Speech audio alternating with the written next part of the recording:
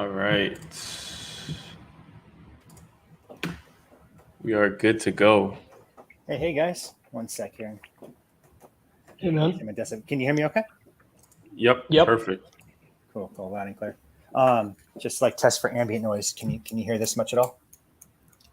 A little bit. A tad bit. Just a bit, but you hear this Yeah.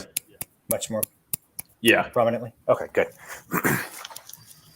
Sorry about all that. Just kind of no testing worries. out some new stuff, new formats. No worries. I wish I could have got that. I mean, I kind of did get the camera to work, but it froze while I was setting it up, and I've never done a virtual cam before, so I don't know. Yeah. Didn't want to have like a audio issue mid flight. No biggie. I'm excited to have you on. I really appreciate you for kind of taking the time and doing this. No, my pleasure, man. I'm always flattered when people want to talk to me, and I mean, are interested in things I talk about. So I enjoyed a lot. Yeah. And in case anybody isn't aware, I'm gonna go ahead and call you Bunny, even though that may be a little bit weird, but I'm just gonna run with that. That's fine. Dimitri works too, but Bunny seems to be the going one. We have Bunny from RabbitX here. This is episode 30 or 31. Episode 31 of Exit Liquidity. It's our first episode other than the primer on our derivatives for G-Gen's season. We're kind of trying to focus on some interesting stuff in this ecosystem. And so we kind of start intros a little bit differently here.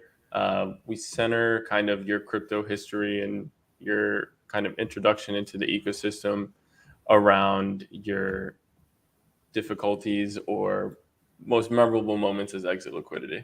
So kind of just kick us off with that.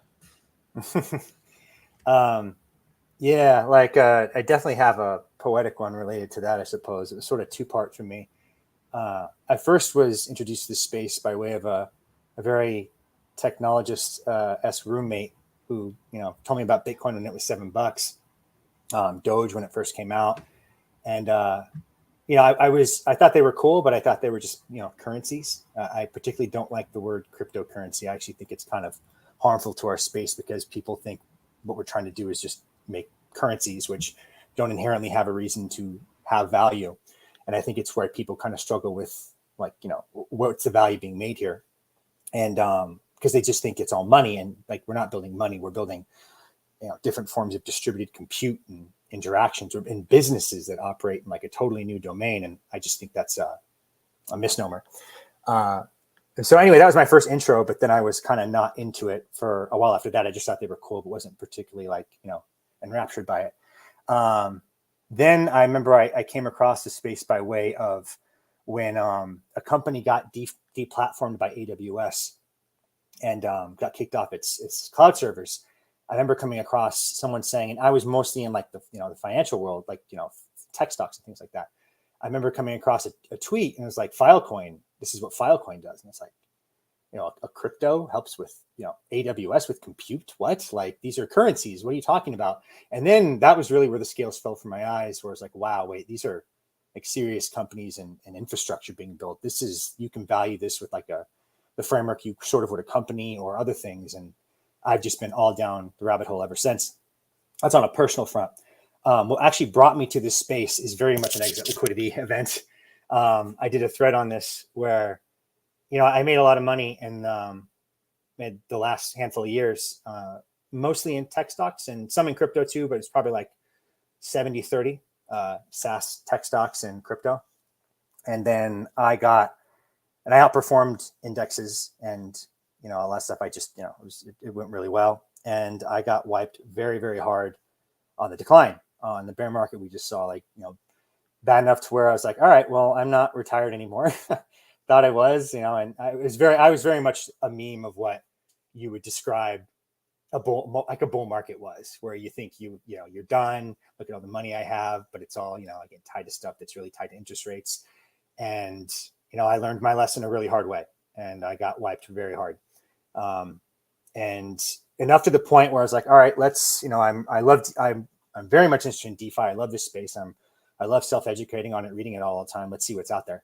And I started looking around like crypto jobs list and some crypto board places, and I found Rabbit that way, which was originally Strips, which was an interest rate swap project. I started over a year ago, back when it was that, and then we pivoted to Rabbit, which is a perpstex, and I've been helping build it and working with the team ever since. So a rough journey kind of brought me here, but it was a good one because, frankly, like I'm much happier now, having been wiped like that, and now having this opportunity here and what I've learned so far, and getting to write and share stuff, and like meeting you guys and doing pods, and that it's way more gratifying to me than just managing my own money, frankly, and just kind of lacking a purpose or something to do as much. So I'm glad it happened. I learned a great deal. Everyone pays their tuition in financial markets. I paid mine, and it put me on a journey that led me here, and made me reach out and find Rabbit, and we're building something really great. And I'm excited about it. Yeah, I think that's a lot of people's sentiment, especially mine as well. Like life was a lot better when interest rates were lower generally. So when you were kind of stuck in the TradFi ecosystem, were you educated at all? Were you writing as much as you are now? Yes and no. So I like two parts to that, I suppose. I worked at a brokerage for a number of years as a risk analyst on their hedge fund desk. When I was there, their compliance department actually wouldn't let me write. I actually got in trouble for that because I didn't even know I couldn't. And they hired me, and they still kept writing. And it's like, hey, whoa, like, because I'm mentioning ticker symbols, and officially someone who works for this company is talking about ticker symbols, and that could be construed as financial advice, and compliance, like he can't do it. So I got nixed on that for a while. But before and after that, I was not nearly to the degree I am now, though, and not about nearly the same like system style broad thinking that you see from me. It was more like economic writing, political writing, some financial writing on certain names and symbols, and it kind of grew from there. But yeah, I've been published on a handful of platforms, some pretty noteworthy ones like MSN Money, The Street, Real Clear Markets, Real Clear Politics. So yeah, I have writing background, but not as consistent as you're seeing from me now. And it kind of ties into the whole financial interest too. Awesome. Yeah, I think your writings are definitely what I gravitated to when I came across your profile. Your threads are like, you're a very great storyteller, and I think you tie a connection between just like regular degenerate crypto trader to like a kind of broader awakening of like thinking about larger scale things. And so that's what interested me a lot. And one of my kind of favorite threads that you've written is your multi-part series. And kind of, I feel like what a lot of people know you for is the Vietnamese farmer thesis that you center around how crypto and this like industry will like combat the traditional finance market. And in your analysis, well, I also want you to just break that down kind of from the beginning. The two parts that I think are important for people that haven't heard it are kind of crypto becoming from defensive to offensive versus kind of the ways that traditional markets have and governments have been going from, well, they're kind of always on the offensive. But yeah, and I want you to dive into that a bit for someone who maybe hasn't come across it yet. Yeah, sure. Thanks for prompting me that way too. I think I've done like 7 or 8 podcasts now, but I sometimes start speaking as if someone's already read it, and I know that's you got to kind of start from the ground up. And so like the original kind of impetus for like this parallel and kind of drawing the comparisons between warfare was between warfare and business, which like the cycles of those tend to correlate fairly closely, but with a lag between them. War is pretty consistently one cycle ahead, which makes it a somewhat informative leading indicator, you could say, for like adversarial and competitive domains.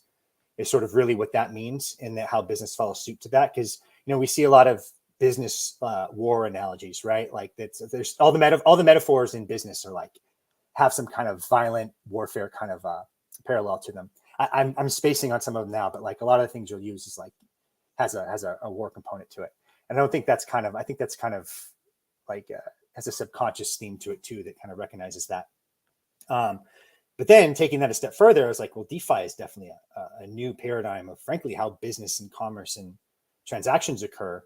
This has like the parallels here will probably be equally as strong. And I break that down in the series of like, first gen warfare, very rudimentary, first gen business, again, basic kind of guilds and mercantilism, things like that. And then you see it evolve, and you see the same thing with crypto, where it's like just basic Bitcoin transactions and spending 10,000 Bitcoins on a pizza. It's just basic, like sending money to another. Then Ethereum gets introduced, which allows more coordination. And that's how warfare evolves too. Like what makes it more lethal and evolved is when there's more central command and coordination that then orients people more effectively. It's kind of the same thing here. And it basically iterates and evolves from there to where war has eventually taken us has been guerrilla warfare is basically like the dominant strategy now. Guerrilla war or proxy wars. Those seem to be like the only wars that are fought these days. And financial wars. But like in terms of like physical violent ones, it's like basically guerrilla and proxy ones. And looking to, again, the successes and failures of war, and especially as it relates to the US, the US is partly what it is because it's so overwhelmingly dominant in wars. But who has it been losing to, over the last, since World War II, we'll say? It's lost to rice farmers and goat herders. It lost to Vietnam, and it lost in Afghanistan. Like it just was worn out. It didn't accomplish what it wanted. It didn't care enough to persist. And the locals and the ones actually fighting the wars, the guerrillas, the Viet Cong and Vietnamese rice farmers of sorts, they wanted it more.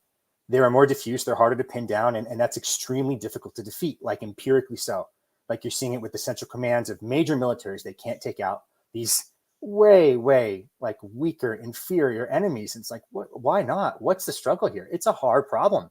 Like when your enemy is unidentified and diffuse, and it's just not something traditional military structures can apparently take on very well.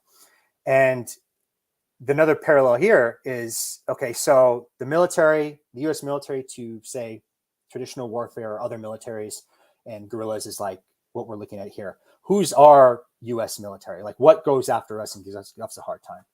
Like it's the SEC, right? It's regulators. It's these entities of the state that go after people who aren't doing what they should in a regulatory environment. Or how are they designed to do that?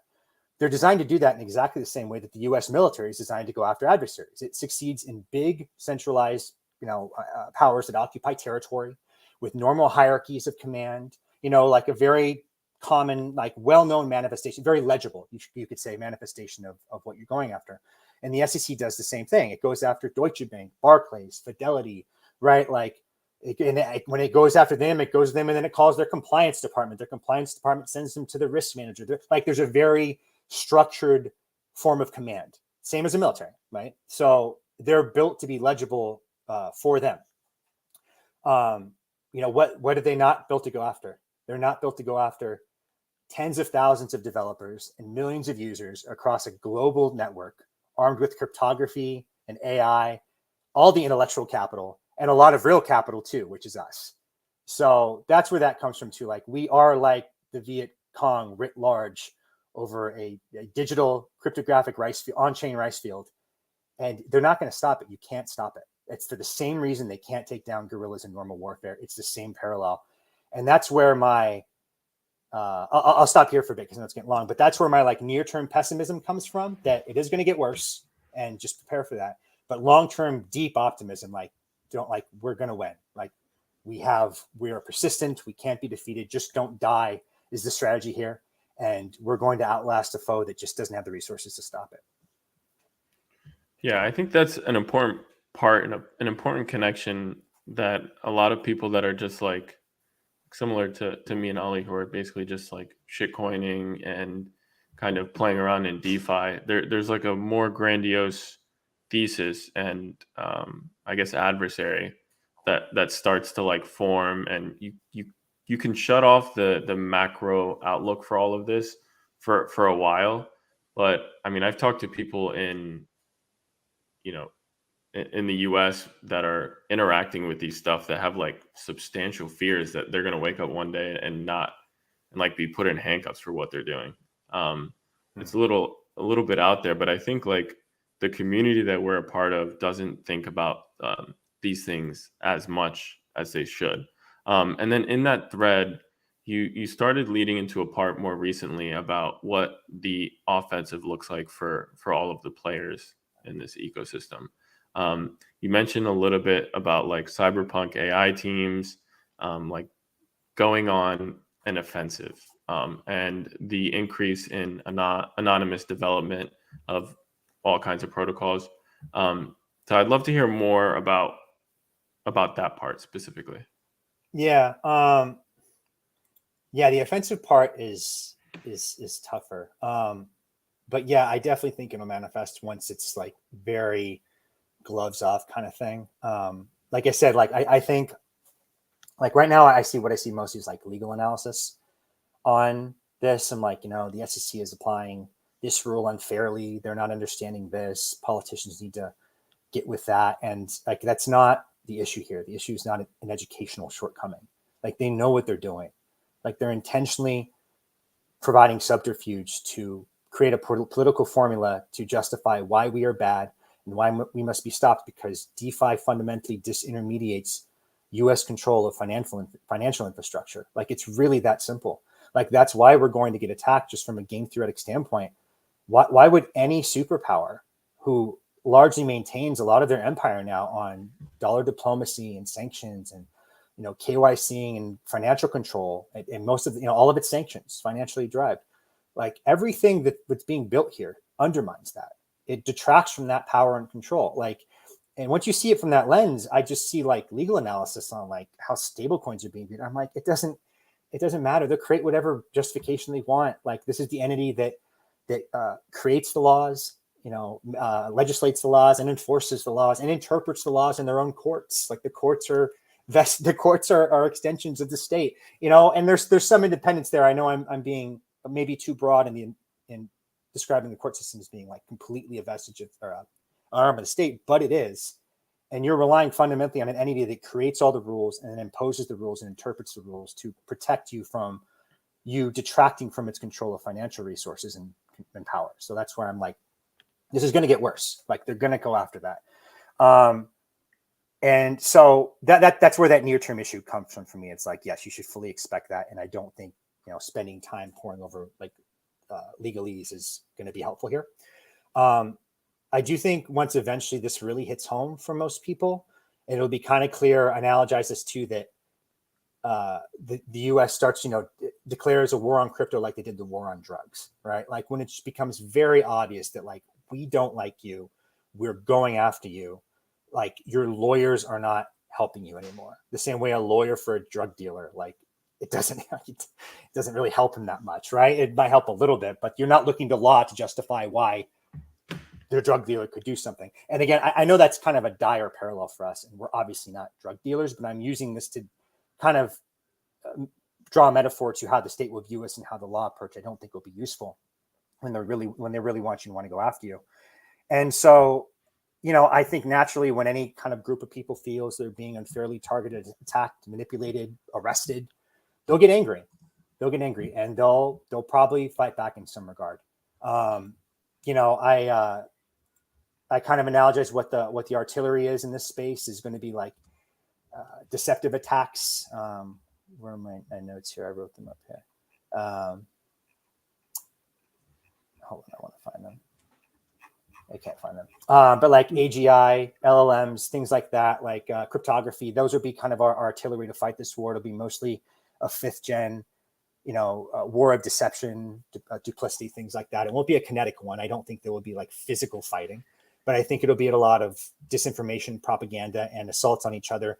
Maybe financial ones too. Maybe if, we keep getting attacked or individuals keep getting unfairly detained and, abused like the tornado dev, who's to say some kind of retribution doesn't happen there for a politician doing that as well? I'm like, I don't think it's that black pill to say, or schizo to say that there might be a black water of crypto happening if you keep just going after and haranguing people that are really just creating financial infrastructure and holding digital assets. So there'll be pushback in some regards in that way. And I don't think war in this domain is won by like aircraft carriers and fighter jets and infantry. I think it's won by intellectual capital and digital resources and knowing how to leverage AI and crypto to your advantage. And we have all the intellectual capital there in that regard. Like, I think I would overwhelmingly favor us in that way. We have more people, and I think they're smarter. So that's where some of the pushback might manifest. I kind of a long answer. I hope that's good. No, that's very clear. And most of the fighting in general that has kind of survived has been the Ethereum ecosystem. You're obviously in that ecosystem a little bit, mostly with Rabbit, and I kind of want to hear more about your thesis on its survivability if the Tornado Cat Cash kind of sanctions test was, how significant that was. Yeah, kind of the survivability, your faith and your thesis on the Ethereum ecosystem. Is it strong enough yet to survive what you think is going to happen? Yeah. I think so. That's a tough one. No, I mean, that's actually probably from like I'm inclined to answer that like technically, and I really don't have the technical acumen to deeply go into that. But from right now, like it seems like we are getting to critical mass of like true robustness and having enough nodes and validators to where we can withstand that. Like if say Lido was targeted by regulators, which I think it will, and say those validators go down, how quickly can they respawn elsewhere? And if the military goes in and demands, say, like, Lido validators do something, the way Lido is structured, I kind of think actually mitigates from that. I forget, I read how they're set up, but I don't think it's like in a way where Lido can dictate like all validators do some kind of 51% thing. So I believe we're very much trending towards that. If the US wanted to put all its military effort towards it, maybe the NSA could take it down. I don't know. That's kind of the lens through which I'm looking at it. Like they kind of have done that to Tor, apparently, which is the onion router, which is the way you can stay truly like anonymous online. Apparently, like a cost inconsiderate attacker has been setting up Tor routing nodes as a means to try to unmask people. So, if the government wants to do something, it can put a lot of resources to it, and it has, infinity money to do it. If we just need to build something robust enough to withstand that, or to withstand some kind of attack that maybe isn't blatant, but is what's going on. So I think Ethereum will become that. I don't know if it could withstand something like that truly tough now. That might be a good question for like Vitalik or someone to ask. I'm like, say the military wanted to go full force on this. Like, could it? How would it do it? And what would that look like? I would love to listen to that from like a guy with deep technical expertise. Vitalik, if you're not listening to this, but someone asked Vitalik to go over that red team, blue team scenario, that would be really cool to hear. I think Ethereum becomes that, though. I think it becomes the mother layer, so to speak, or the main L1. But I think there will be a lot of other L1s too that'll be very valuable as well. Frankly, I think it kind of is to our benefit to not have ultimately ever more than say like 30 or 40% of DeFi TVL to be on ETH.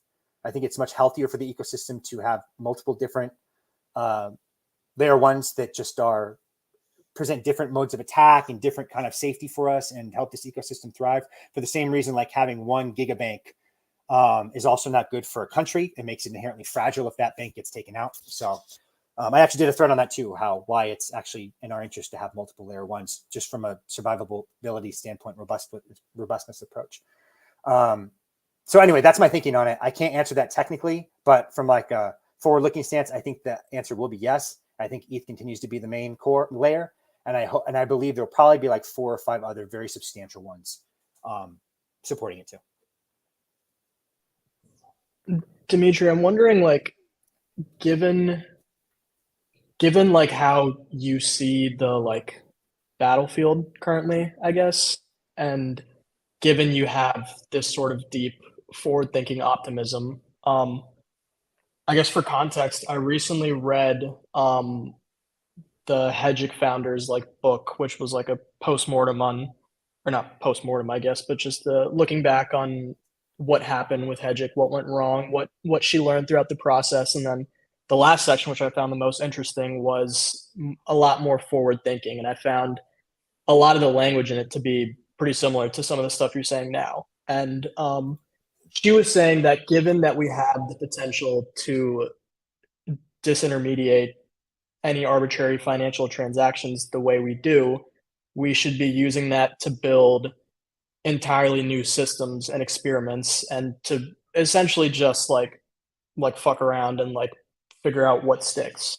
I'm wondering if you whether you see the idea of trying completely new things to be better, or to try and create what we already have off chain, but put it on chain in a way that it's permissionless, trustless, more efficient. Like, are we trying to improve what's already there, or are we experimenting with new stuff, trying to strike gold at something? Or like, would you even like take a step back further and say that there needs to be more focus on improving the block space we do have, or creating better options for interoperability, scalability, stuff like that? Did she give examples on? I'm not familiar with this article. Did she give examples on what she meant by like completely novel like paradigms or new things that you're describing? So I don't believe she did, but the backdrop of it was given that when Hedgic first launched, it was the first option um, for users to use an options AMM on chain, and to specifically have a liquidity pool where they could underwrite options and earn yield for something that has historically been difficult to do off chain in a way that's profitable. So I kind of treated that as like her like core example, but I don't think there were any mentions past that. Okay. I guess yes to both. We should, as we come up with like new primitives or new instantiations of things, like we should not be a hostage to the way how things were or how they're done for sure. And I think we see some examples of that now with new primitives like perpetuals, like what we do. Those are a DeFi native creation, which iterate on what a futures contract is. Flash loans, which I actually don't know how much of a force for good those are. I honestly think that's a bit of a villain creation that's on net, not a good thing. They have some useful applications for sure, like with liquidations and whatnot, but they, I can't remember the time I've heard an attack that didn't like use a flash loan, so that's an example. Still, that's an example of a new thing being built. But I would show some reverence here for the past and for TradFi, and that there's a lot of history here to be drawn from, and like I promise you that probably a lot of the things we're thinking of have definitely been thought of before by some very smart people, and there's a reason why they probably centered on some of this stuff. And I think we're kind of learning that. We are learning that in public collectively. Like the AMM is a great example. I when it came out, it's a great tool for liquidity on chain. But we're seeing it has a lot of shortcomings. Like people are now really internalizing what impermanent loss means from a liquidity provider standpoint. Like, wow, wait, you're just constantly selling an option against volatility, basically.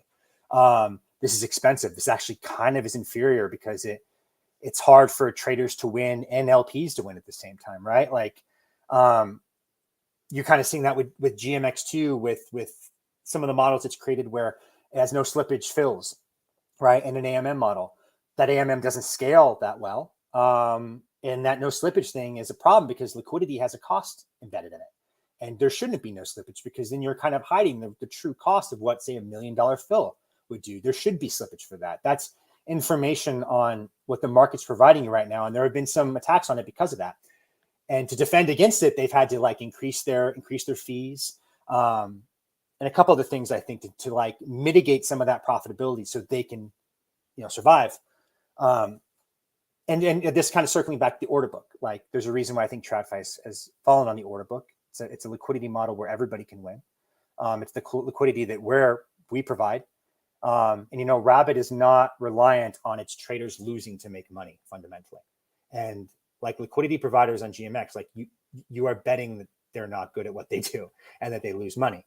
And it's a solid bet, frankly, but like it's also, there's kind of a conflict of interest there, right? Where like the exchange itself kind of wants you to lose.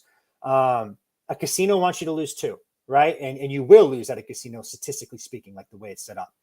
The OB is the order book. You know, we don't need anyone to lose. In fact, like everybody can win here, and I think that's why TradFi kind of fell on that as the best form of liquidity. And to kind of again go back to your question on that, like I do think we should be on chainifying what exists right now in TradFi. I don't think there's a lot of, I think the inherent flaws in a lot of this stuff is that they're centrally controlled and they're not transparent. Like the banking system being a great example of the lack of transparency in the financial system and what that causes. And the, the state seizing assets, civil asset forfeiture, what happened to the Canadian truckers being very simple examples of how the state can arbitrarily just, no, you can't take your money out. Like we own this now. Like those are to me some of the biggest shortcomings of this system. The lack of clarity on the conflicts of interest, the opacity, and the control. And DeFi as its like core tenets undoes all of that. So I think much more we should focus on scaling what we're building now. Don't run before you can walk. We're still trying to support a lot of stuff on here, and we're not there technologically. And once we are really there technologically, of course, we can reinvent the wheel if it actually makes sense, but don't just do it for the sake of doing it. Let's see if we can actually iterate and improve on stuff. We don't need to throw the baby out with the bathwater. So that'd be my mentality there. Yeah, I like what you said about kind of like the innovations within DeFi specifically, like what bringing this stuff on chain kind of has done for a broader ecosystem. Before we hop into kind of some more details on Rabbit specifically, I wanted to touch on some of the things that I feel like not many people, including myself, are aware of that allow for the same ethos that crypto does. You mentioned Filecoin and Render becoming important during these like escalations, and Ali actually introduced me to Urbit. I never say it right, but Urbit. one of those two. And he introduced me to that, and I haven't fell fully into the deep end on it yet, but I've kind of seen the importance as time's gone on. So I want you to kind of pill the people that are just aping into shit coins and playing with DeFi into these like more important, I guess, or as equally as important technologies.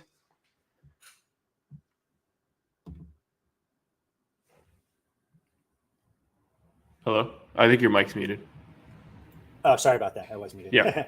Yeah, definitely more important. The infrastructure layer, I think, is undeniably like, that's, I think personally, that's where most of the value accrues long term, though I'm very open to that thesis being wrong. Fat protocol or fat app thesis. I'm more fat protocol sympathizer, but we'll see how DYDX does with that, with their app chain, and ours too, honestly.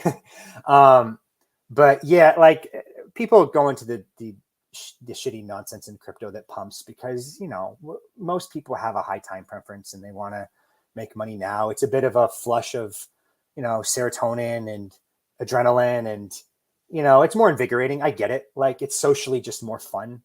It's playful. It's silly. And it just feeds into kind of thing you'd expect people to, that's the kind of thing you would expect to get much more eyes on it and to be visible because it's just more easily digestible. And this response to it is more readily apparent or is more readily there. And so people like it. But obviously that's not important. Like Pepe is not a real thing, right? Like, I mean, some of these tokens are just silly. And I'm not opposed to that, by the way. I'm just calling them what they are. They're silly, but I'm totally fine that they exist. And I don't think DeFi has a structural problem because they exist. I think a lot of people in the space like to harangue us or slander DeFi as all shitcoins, even guys who are deep in the space. It's just like, you're not paying attention to some of the other stuff being built here. Like stop, like clean up your feed. Like it's not just Pepe. If you only follow like the shitcoin coterie, like, yeah, you're going to be blackpilled that this is all crypto is, but like, expand your base, like follow some Urbit people, follow me, follow like builders, like, Bantag and guys that don't talk about this, like guys that talk about stuff actually being worked on or built or what have you. Your worldview will change based on your surroundings. And so to that end, like to touch on that, yeah, like the core infrastructure stuff is really important. I think we're going to need some kind of decentralized storage, a la like an AWS or Azure. some kind of decentralized communication or social networks. And then something that is curious to me is decentralized compute or GPUs. I don't know if we need that, but that will be really helpful. And eventually we probably will need that when the requirements of AI kind of make it unfeasible to maybe host this stuff on your own. But, you know, on the decentralized storage component, that's Filecoin, right? That's the thing that looped me into this space, frankly, that kind of was my red pill. There's other ones too. There's storage. There's a third one that's prominent. I can't. Arweave. Arweave's another one. Filecoin, Arweave, storage. Those are three I know of, but they're all kind of working towards the same means and end. I think they're awesome. I hope they all succeed. I don't think, you know, I think there's plenty of room to grow here, and this isn't like a competitive market yet. We're growing the pie for everyone. On the communication side, Urbit just, you know, is just very, I love Urbit. Like, I love its vibes and its kind of essence. When you get to know the guys and kind of the ethos of it all, it's just, it attracts a lot of just really based, cool, smart people. And it's still this very niche, nerdy thing. It's like Bitcoin in 2010, you know, like only kind of weirdos like it right now. But that's what makes it endearing to me. That's what makes like it a cool place to be. But what they're basically doing is changing what compute, how the internet basically operates. Because right now, you know, everything, you're a serf essentially, and you are a serf on the servers of Google and Amazon and Twitter, right? They own all your data. They own everything. You own literally none of it. And they're not synchronized. So like your data on Google is not seen by your data on Twitter, is not seen by, you know, et cetera. So like, you're kind of like this weird peasant who has like all of his belongings stored at these individual places. You own none of it, and it's not coordinated. Urbit is a personal server, essentially. It's kind of, it makes running a server accessible and easy for people who aren't very technically inclined. Where you store and hold all your own stuff, you store a persistent identity, which is called a planet, which you can then engage and interact on all the apps in the ecosystem. But its ethos there is that like the internet has a lot of technical debt. It was built the way it was because of technical shortcomings. Now we can support how it really should work, and it should work by everyone running their own server and engaging that way in an ecosystem. So Urbit is like the decentralized communication component of it for that reason. You can't get canceled. You can't have your stuff taken. You know, you own your data, you own all that. On the Render is a good example on the distributed compute. In fact, off the top of my head, it's the only one. Their distributed GPU usage. They're the only one I know of, by the way. There might be others. But, you know, they seem to be mostly kind of advertised towards artists right now, but there's clearly big AI application there from the GPU standpoint. I would love to see more of that. I think that's an amazing idea. People will definitely pay for that, I think. So this is the kind of stuff that like I encourage you to keep an eye on more closely, because these are the things that will really take us to the Holy Land, so to speak. If we want to survive, we need stuff like this to work, be scalable, and be things people can use. And you know, that they're important. So I would encourage everyone to like support, like DeFi to me is not just finance, it's decentralized everything. It's decentralized infrastructure. You could say that's what Web3 says it is, but Web3 just has this VC stink on it to me that makes it unpalatable. But that's what DeFi really means to me. It's like a coalescence of all those things and what they're building. So you can also interact you can have your financial freedom interaction and all your other forms of interaction as well, is what DeFi work towards. So.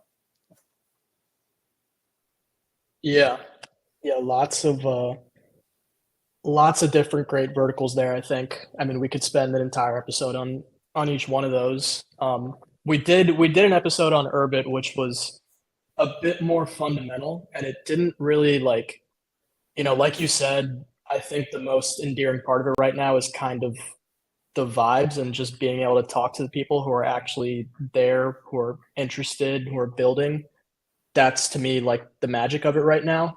The decentralized compute bit, I think the only one that I'm familiar of there is Akash. I don't know if you've heard of them before, but it's a Cosmos chain. They're taking more of a marketplace approach. I'm not too familiar with Render myself, but Akash, how do you spell that? I'll look them up. AKASH. AKASH. Awesome.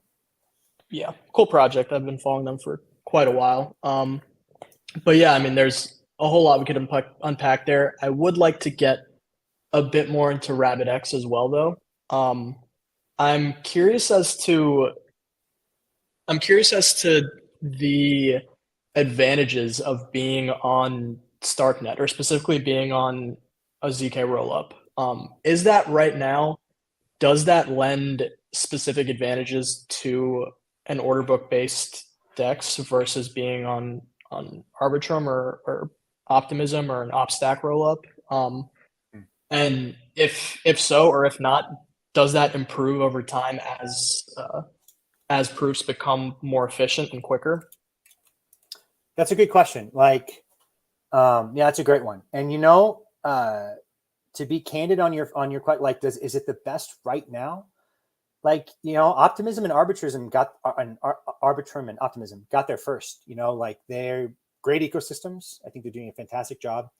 But there are some limitations that they have in relation to their tech as compared to ZK ones. And the ZK ones have been harder to cultivate and perfect and scale. They're a little more computationally expensive too. But this is a long run decision, I guess, is my core point here. They're operable now. They're getting much, much better. But more importantly, though, I think they're the tech that really is what everyone gravitates to eventually.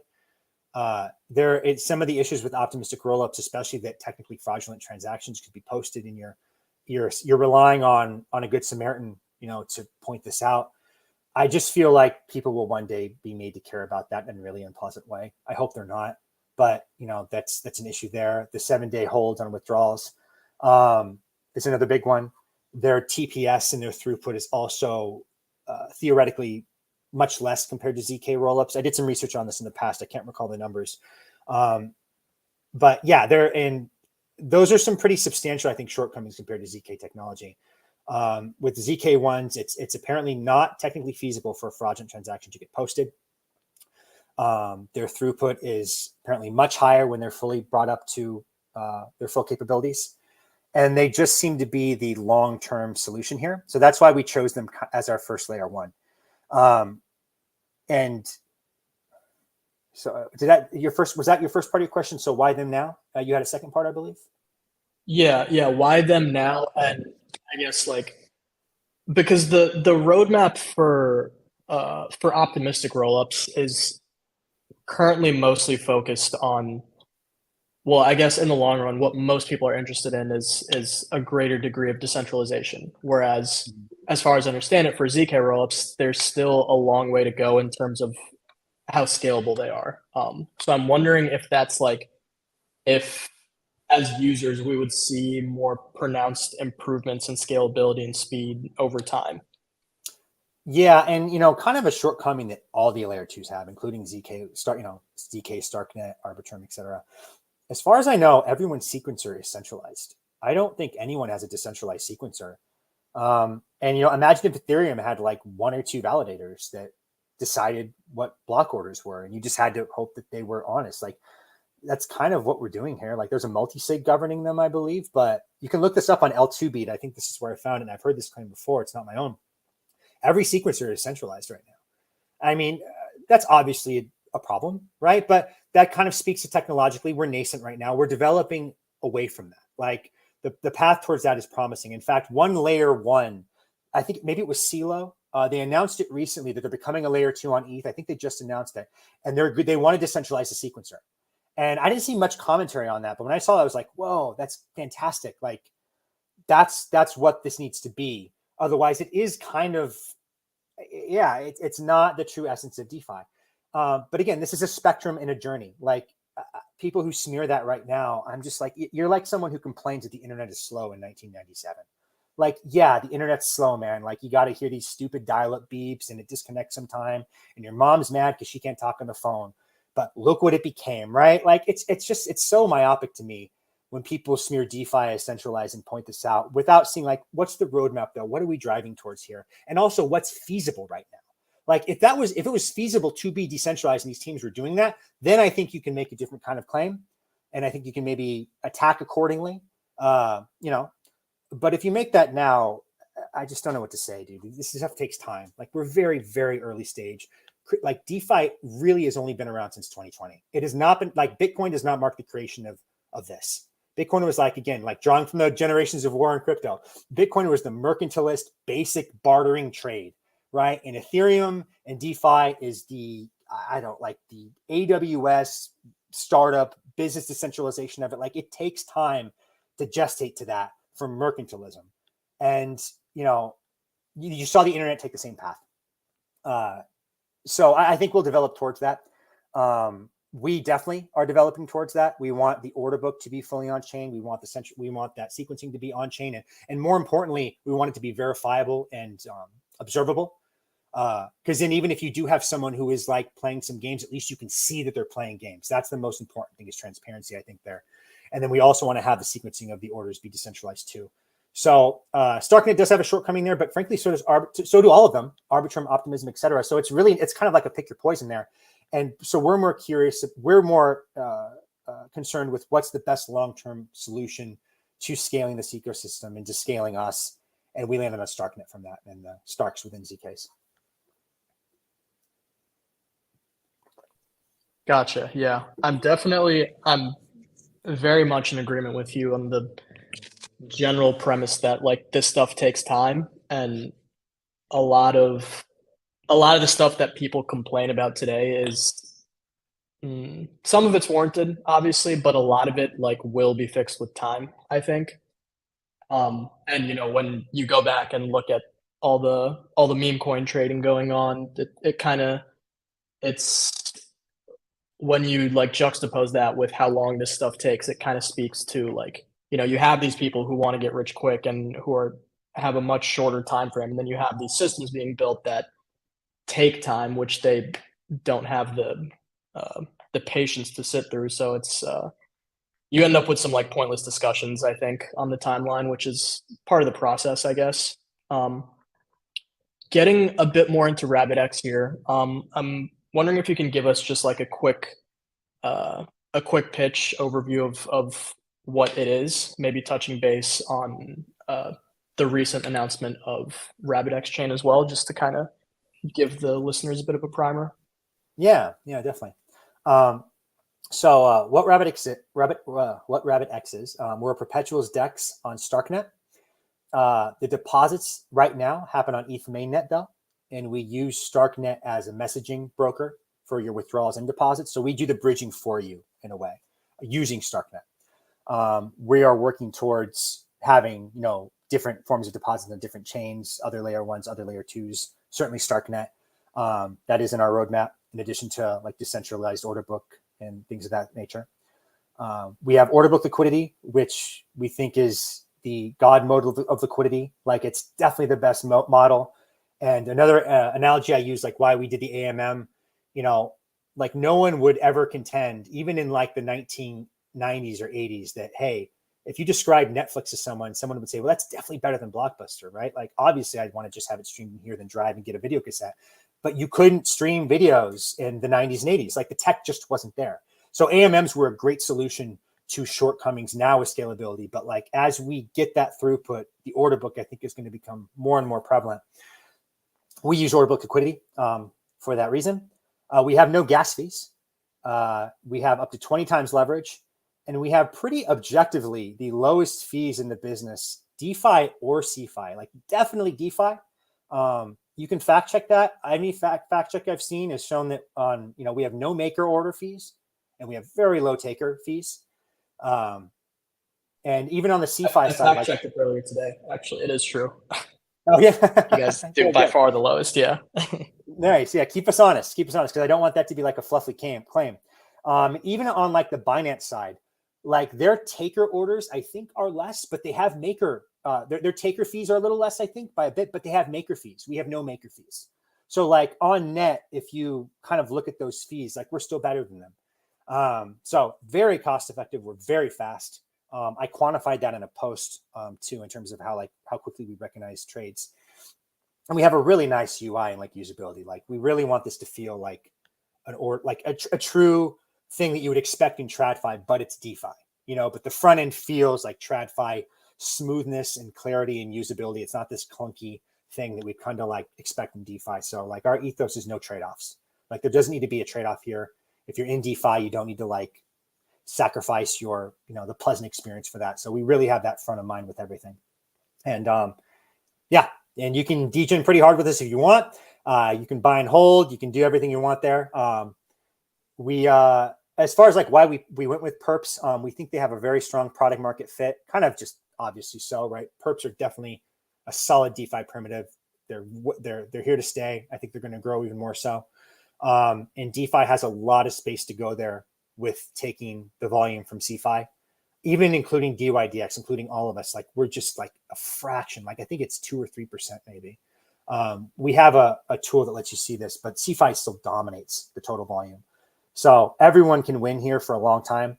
And I hope everyone does. And I think we're going to take a big chunk of that pie. We've been growing pretty rapidly. We surpassed 8 figures in volume every day for the last month, which is a first for us. We've been consistently 7 figures before then. So it's been a very nice organic move up. I love that there hasn't been like some, transient spike that dies down or something that seems to be like people doing stuff for an airdrop. It looks good. Like I feel very, very happy about the volume increase because it feels sticky. But anyway, that's what we are. That's what we offer. And our roadmap includes much more than just perps. We want to do derivatives and for a basket of other things, commodities, gold, Forex.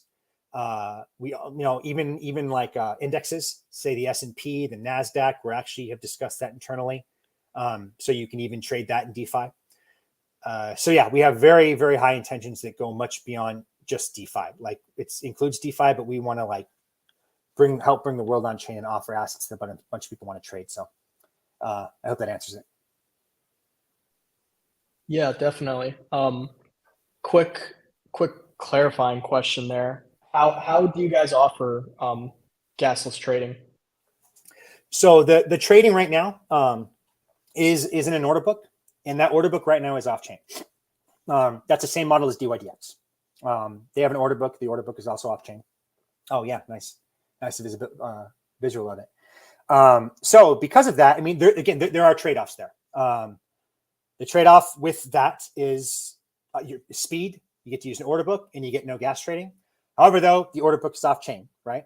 However, though, I just want to do a preemptive counterpoint there. If we were on the L2, again, the sequencers are all centralized. So like you still have that centralization vector, even if it's on chain. So just something to keep in mind. But we can offer things like gas-free trading with the order book being off chain.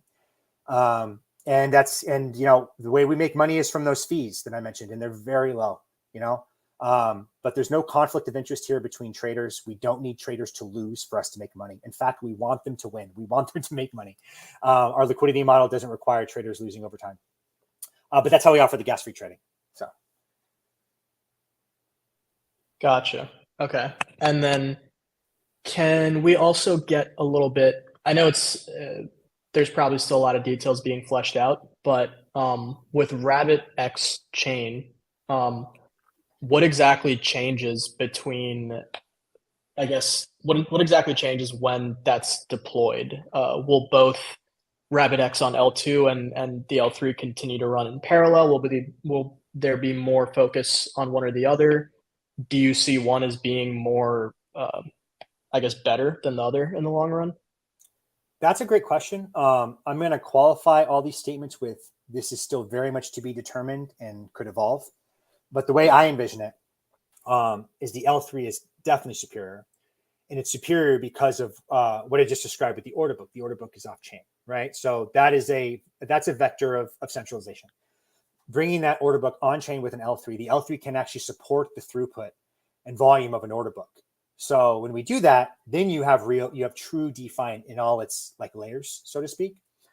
So that's the real benefit. Like it's very cheap on-chain trading. It's verifiable, observable, and consistent with the ethos of DeFi and what we want to see happen. So I would expect that would be the thing most people use as it develops and is launched. Its launch is a bit of a ways off, but our goal is to have that be the main resource. The off-chain version that might still exist. It's hard to comment on. Maybe at that time, hopefully by that time, we have maybe some institutional clientele and they want to do stuff in a dark pool of sorts. I don't know. Maybe that's what the off-chain order book kind of sticks around for. Hard to comment on that. I'm not sure, but me personally, I view the L3 as the ultimate goal, and where most of the liquidity and activity gravitates, because it's all the beautiful things that we love about DeFi. So that's the benefit with that, and why we want to build it. How are you guys thinking about the process of decentralizing the order book? Because obviously the way it is now, you know, the benefits are they kind of speak for themselves, but I'm curious as to like holistically how you're thinking about the long run of going from where the app on the L2 is now versus getting to a point where it's very core to true DeFi. Like taking, I guess, DYDX for an example, with them starting out with an off-chain order book that was mostly just managed by the foundation, slowly opening it up to market makers and permissioned actors, and then in the future when they move to DYDX chain, allowing that for anyone who is capable of spinning up a validator technically. Do you guys see that as like a gradual process, or is there a specific way you're thinking about getting that done? So like on the market, that's a good question. Right now we do have several market makers running on liquidity currently.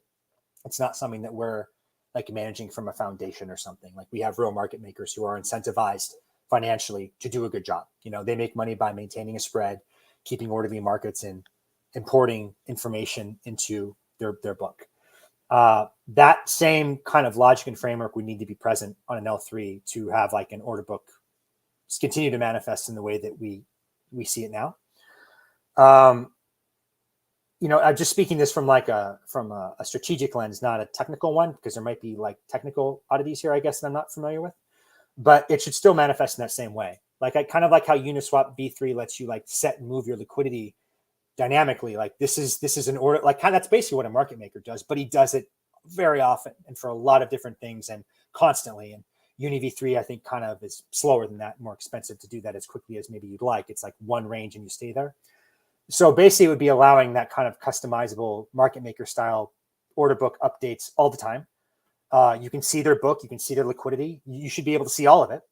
And then you place trades accordingly, and it gets filled in a way that everyone can see. And the sequencing of that too is decentralized. So there's not someone meving your order, and putting theirs in front of yours, or, someone doing something that benefits them and not you.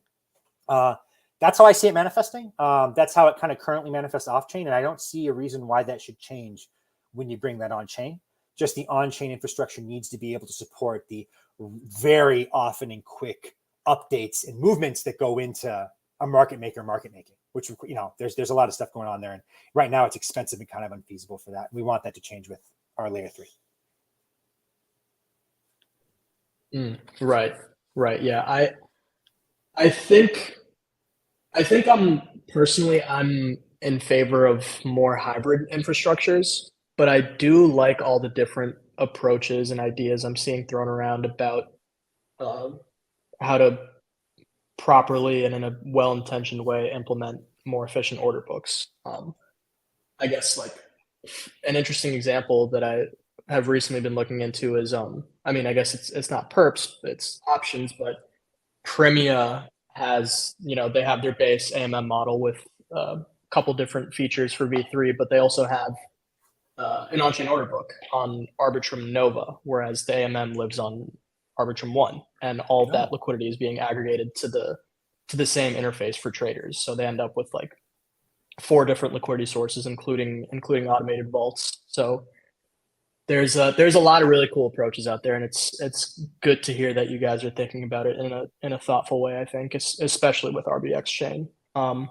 Yeah, I would like to talk a little bit about the token, if you're able to, at least in terms of what the long-term vision for how that'll be used looks like. As far as I understand it right now, it's just an incentives token, but obviously with the introduction of RBX chain, having to have that be governed and in the process of decentralizing the order book, and once you're eventually there, your governance becomes a lot more important, obviously. How are you guys thinking about how the RBX token is going to play into everything in the long run. And is there any features or I guess like alpha you can give as to what that's going to look like in the near future? So, I mean, we definitely want this to be a utility token. It will be a utility token that has like a true, application to the ecosystem, and governance is going to be one of those things, which I don't think is anything to scoff at, honestly. Like governance tokens in general, I think are maligned as, as useless or valueless. And if you think that, I would encourage you to look at a lot of the stocks trading on NASDAQ that don't pay any dividend, that don't have any actual claim on assets. And like, what do you own there? Like, you own a governance token. You don't have any real equity ownership in anything. Like, if that company goes bankrupt, it doesn't have any hard assets. Like, you get zero. So like, you own a governance token. Like, just be comfortable with that. Like, it has no cash flows or any kind of the value that you're smearing governance tokens for not having. Like, fine, but just be consistent with that. Because a lot of the highest paying, like highest valued things that have done the best pay no dividend or pay a very small one. Like Nvidia's dividend's a joke. Like, they should just stop paying it. It's a fraction of what it's worth. Like, just give the money to Jensen and let him reinvest it in the company. So I just little rant on that. The governance tokens are not inherently valueless. Like, I think empirically that's not even an opinion. That's just obviously true. And, just go to the NASDAQ if you disagree with that. So it will have that, but it also will have some like raw utility with the actual platform. We do want this to be a way of returning, in some respect, fees to users that we generate. So you could say real yield in that way. And we're not just going to be printing off more RBX to pay you out in RBX. Like, it's not an inflation thing. We want it to be something sustainable that gives you something that's valuable, that's actually generated from the platform and the value it's giving to users. We also plan on having staking involved in some respect. That can manifest in a handful of different ways, though. Staking in respect to maybe having reduced fees. If you have own a certain amount of RBX and you stake it, and you trade on the platform, maybe there's some kind of synergistic benefit there for you. Fees is an easy one, but there might be others even beyond that. So as a trader, it could help motivate you there if you're actually a user of the platform. And then also staking insofar as providing liquidity. We do want to provide, and you mentioned hybrid liquidity forms, and I agree with you. Like, I think an AMM style thing is a nice augment of an order book sometimes, especially if like you're in a vault that's kind of trading with the exchange in a way that's trying to do a proprietary model to collect a spread. That's basically market making. Like, you're providing liquidity to our exchange when you trade with our exchange, and you give our market maker something to interact with. We want RBX to be incorporated into that in some way with staking. So when you are staking it, you are providing liquidity to the platform in some kind of real way. Maybe that's through an AMM model, or maybe it's through some other way. But we do want fees to have fees returned to the users through ownership of RBX. So real yield, that's where that term comes from. It'll have governance properties like many other tokens do. And then also staking ones in terms of providing liquidity. I can't give any alpha details on quite what that'll look like yet, but we are discussing a lot of different avenues there on it. So we want it to be have value and utility in a couple different ways.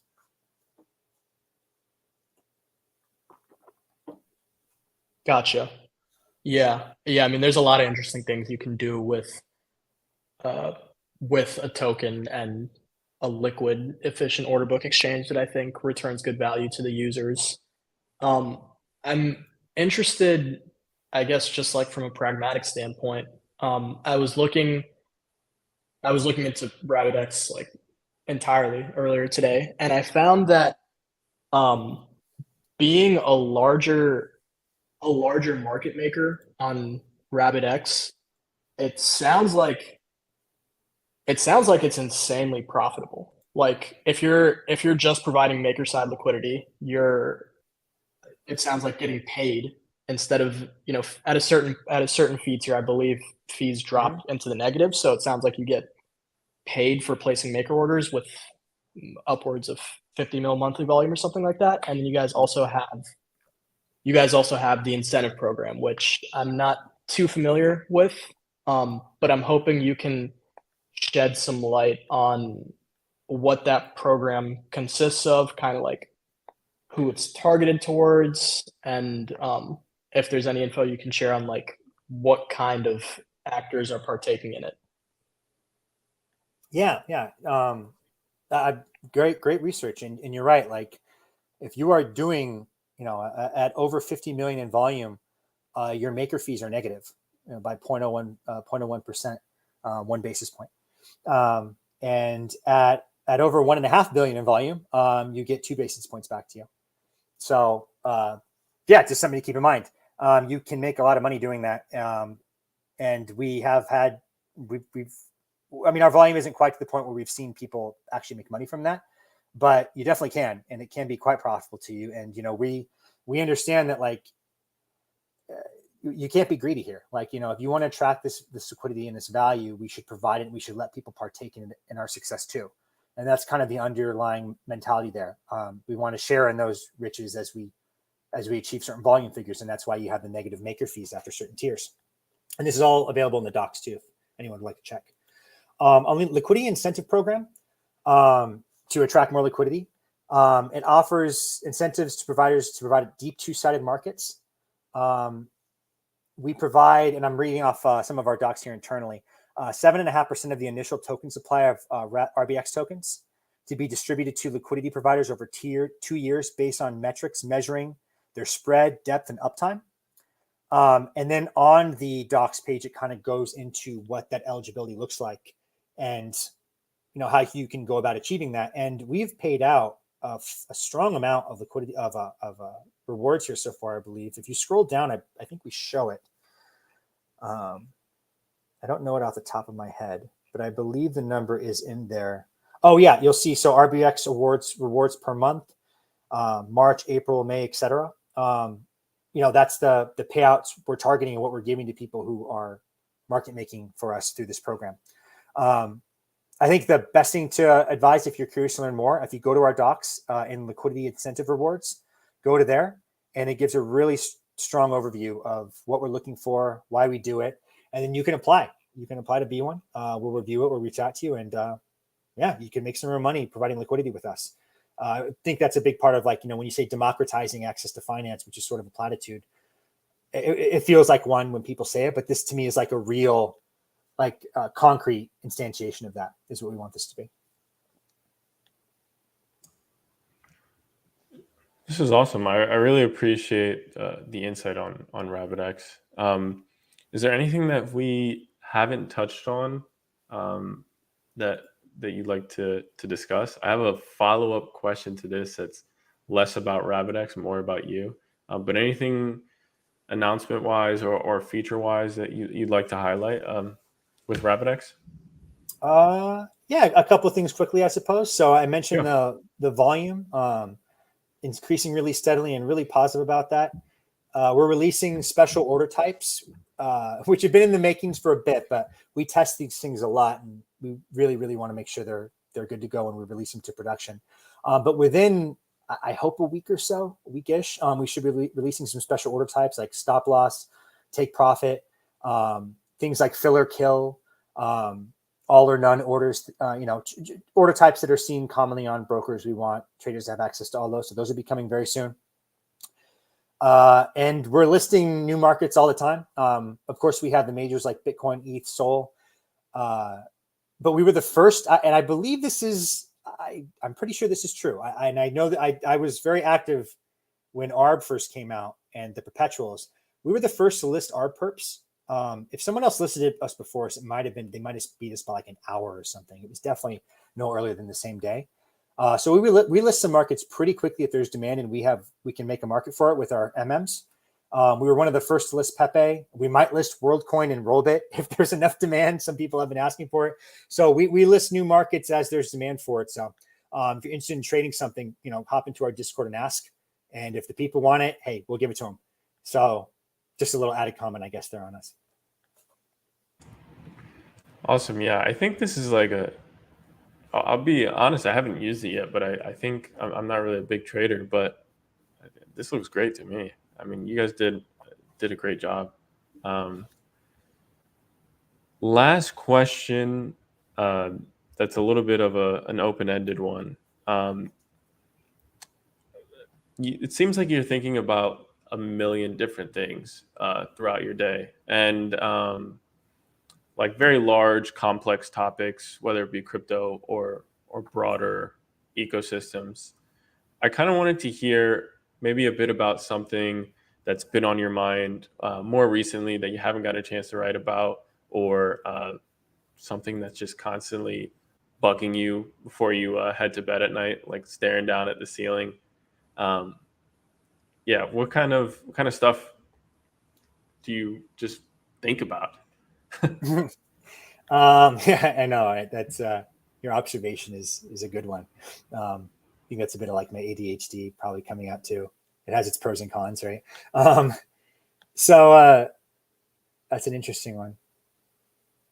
Something that concerns me, if that worries me, or that I think that is always good to defend against, and I think it's what DeFi actually.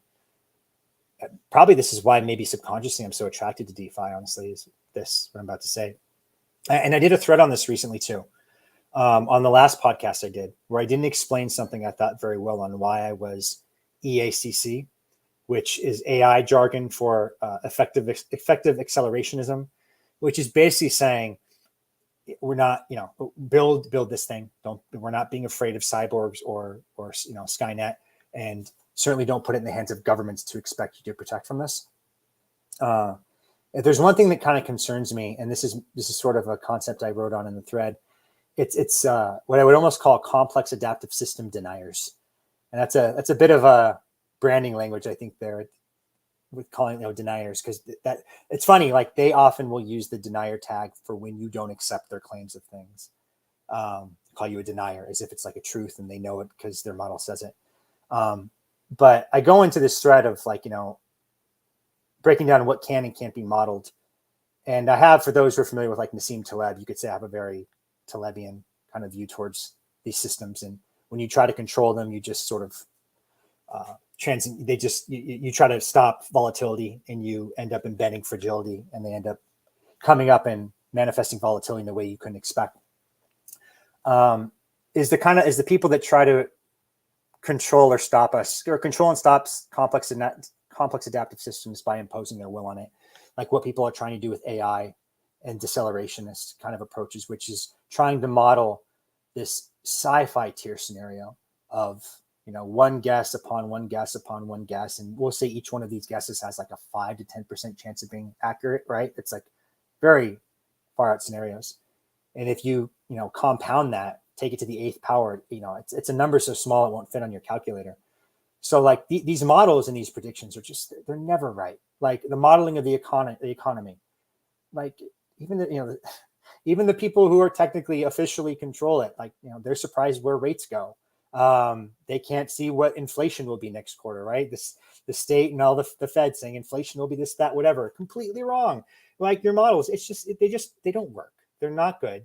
And it's because the economy is a complex adaptive system, and it has God knows how many inputs and variables, and they're manifesting in a way you don't know or have any insight into, with second, third, and fourth order effects that you can't foresee. And that's just a human shortcoming. I'm not, it's not that they're dumb. It's that it's a bit of an arrogance thinking you can like predict and model these things. And I think people in the financial system are going to try and assert their will on us in that way, because again, we are kind of undermining any ability they have to control that complex adaptive system, which I think a financial ecosystem and financial world is definitely that. With AI, which will definitely evolve along the lines of like, I think it'll evolve similar to like a biological organism in a way. I sort of poetically view crypto and AI as like a form of digital homeostasis that will continue to develop at a similar pace to each other to sort of offset what the other does. AI this is a thing I wrote on where I call AI artificial abundance and crypto artificial scarcity. Because you can create, I could write close to a novel right now with a prompt to an LLM, like huge abundance. Wow, my product, but one, I have comments on the quality of that and what have you that are in the human value on that I won't get into. But AIs can create a lot of things very quickly and easy that'll make it difficult to navigate the world. And crypto, by its very nature, in like crypto, the financial world, and even cryptography, it secures things and makes it artificially scarce. Like the things we have are artificially scarce, right? There's no reason for Bitcoin to have only 21 million of them, or ETH to have the inflation schedule. Like we could code this up to make a trillion of them, you know? So, but it's instantiated through cryptography, which lets us put that scarcity into it, which lets us navigate the world better, create value. I think cryptography will offset AI in that way with signing information and what have you. But anyway, to circle back to your question, like I think AI will develop in a way that's very akin to a complex adaptive system. I think it is far more dangerous to have that transcendent technology, the most important probably of our time, to be given in the hands of a government.